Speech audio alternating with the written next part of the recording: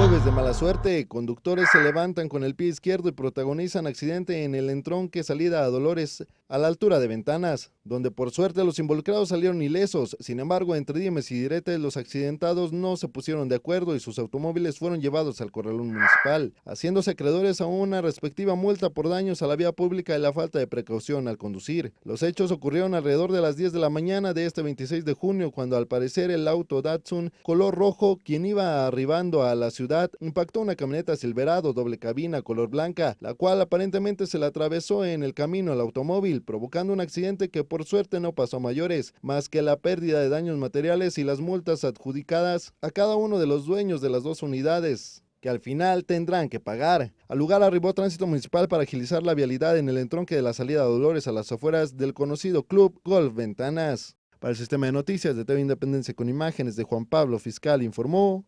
Juan Alarcón.